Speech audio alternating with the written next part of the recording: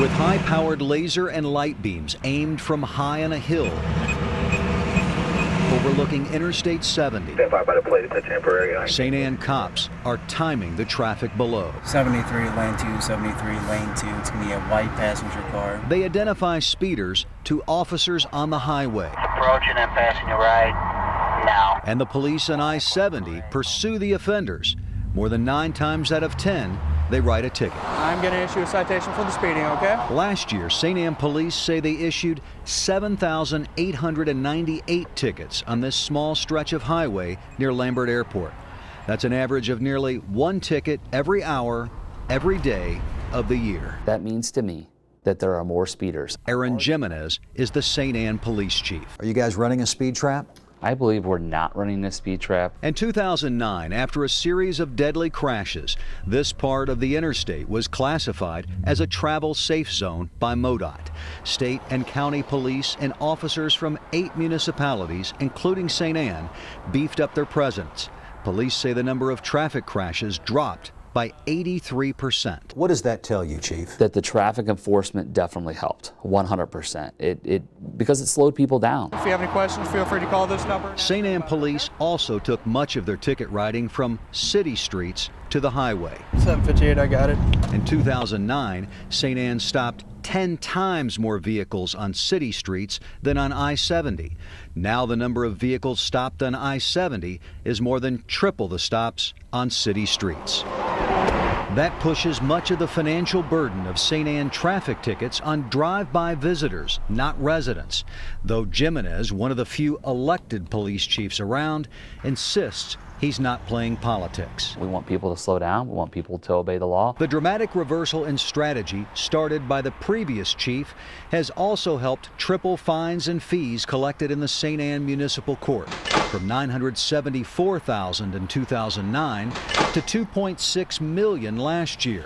That represents about 30% of the St. Anne budget. I'm not hiding the fact that how much ever money we do bring in, that it doesn't help. I mean, I know it helps. Perhaps more than any police chief in the St. Louis area, Jimenez is unlocking the profit potential of law enforcement.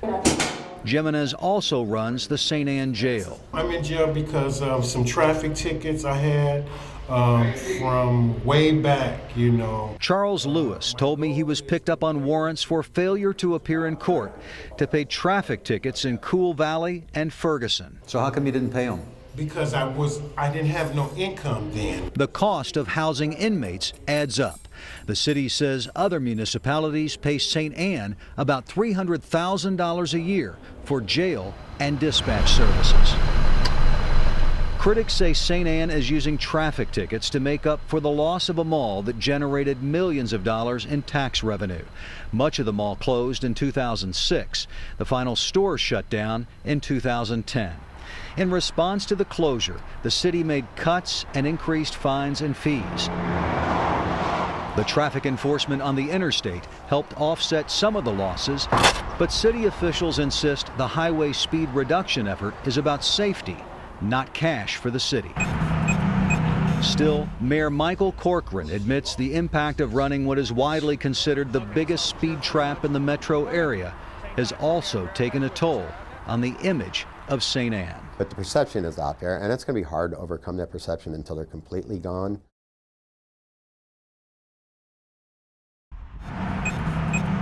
St. Anne police insist their intense highway patrol is about safety.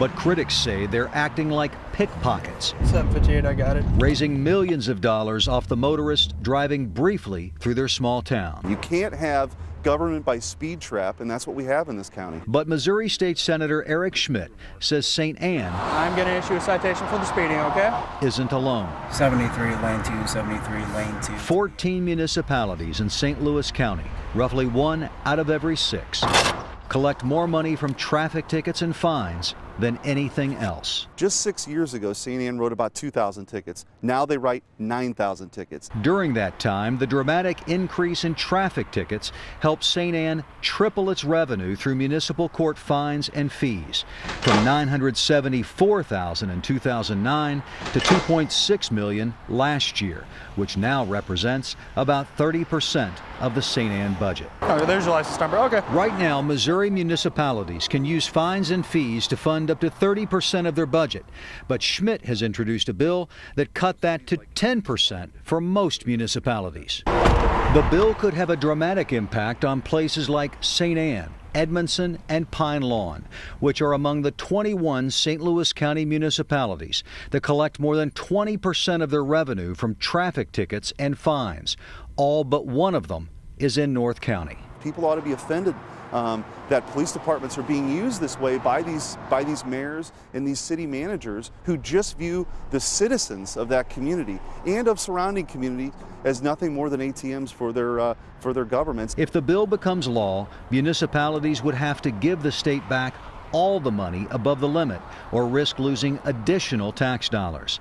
The county would also be able to set an election calling for disincorporation.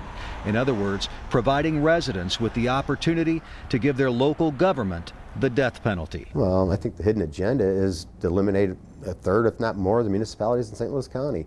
And if they are surviving solely on court fines and fees, it's hard not to make that argument. St. Anne Mayor Mike Corcoran was elected in 2011 and doesn't control the police department because, unlike most police chiefs, Aaron Jimenez is elected and ultimately answers to voters, not the mayor or the city manager. Probably isn't anybody in this region that wants the program changed dramatically than and I'm working with the chief. It's his jurisdiction, his call. He's an elected chief, and I'll continue working with the chief, but it is his call.